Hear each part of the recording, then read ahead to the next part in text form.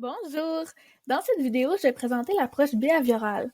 Cette approche se concentre sur les comportements observables et donc mesurables.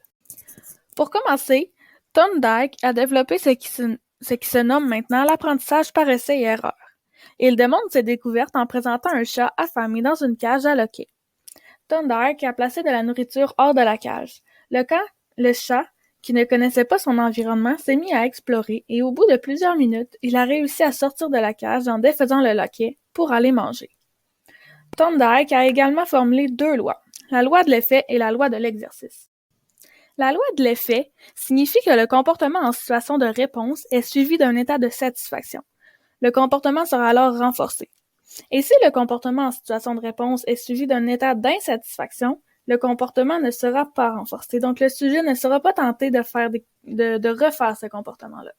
La loi de l'exercice signifie que le renforcement des connexions entre une situation, soit la cage dans laquelle se trouve l'animal, et la réponse, soit la manipulation adéquate du loquet, a un impact sur la fréquence d'apparition de la réponse correcte. Pour sa part, Pavlov a découvert le conditionnement répondant. Pavlov vise son approche sur l'étude démontrant le modèle associationnisme, donc il démontre son étude à l'aide d'un chien. En gros, la présentation de nourriture à un chien entraîne un réflexe de salivation. Le maître sonne une cloche au moment de donner la nourriture au chien, donc celui-ci associe le bruit de la cloche à la nourriture.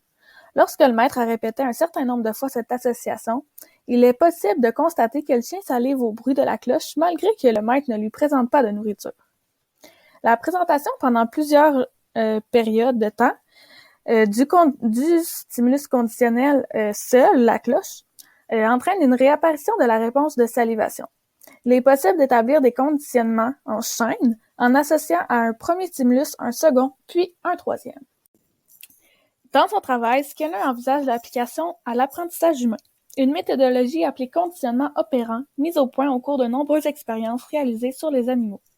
Skinner place un rat dans une boîte ayant un levier. Le rat actionne accidentellement le levier. Cela provoque l'apparition de nourriture. Skinner constate que le rat appuie de plus en plus souvent sur le levier. Après un certain temps, Skinner décide de supprimer la présentation de nourriture lorsque le levier est enclenché. Skinner observe alors son comportement. Le rat continue d'appuyer sur le levier, malgré qu'il n'y ait plus de nourriture. En effet, selon Skinner, il existe plusieurs façons de faire du conditionnement. Premièrement, les renforcements, positifs ou négatifs, qui font en sorte d'augmenter la réapparition d'un comportement.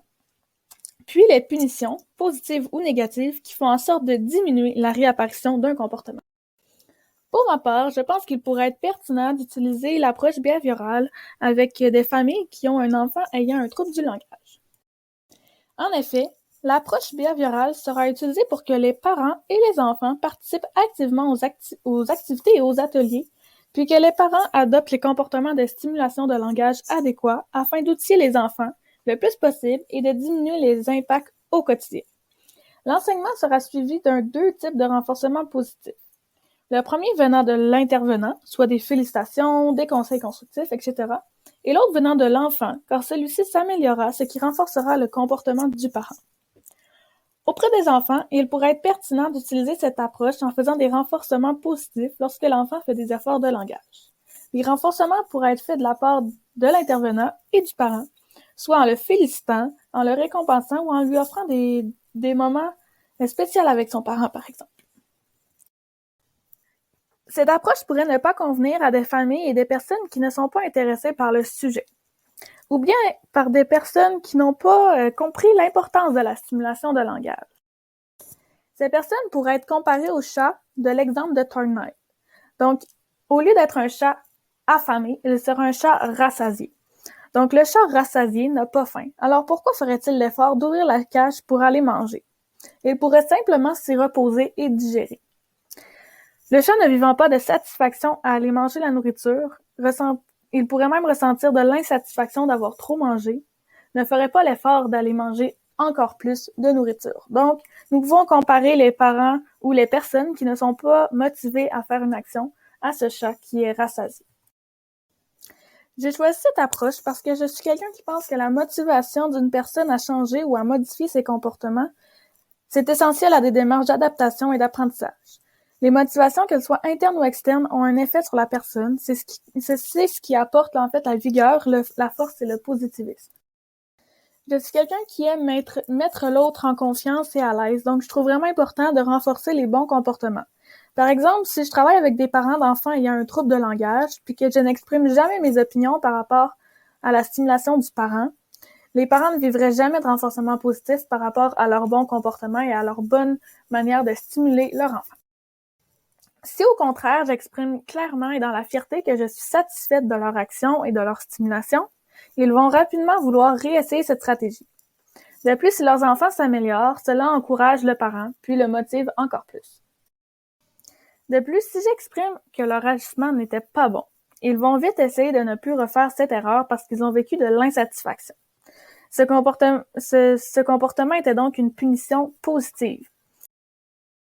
Cette approche fait partie de mes valeurs puisqu'elle met en évidence les forces et les intérêts de la personne. Donc, je suis très positive, puis lorsque j'interviens avec les autres, j'aime beaucoup exprimer ce que je ressens, ce que je trouve bien de chez la personne, comme ses actions, ses efforts, sa personnalité ou même ses comportements. Par exemple, lorsque je travaille avec des enfants, j'aime beaucoup les féliciter et encourager leurs efforts.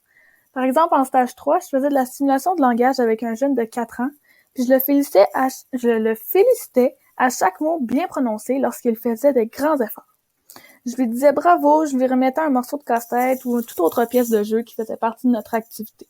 Donc, de cette manière, je renforçais son bon comportement puis ses bons efforts de langage, en fait.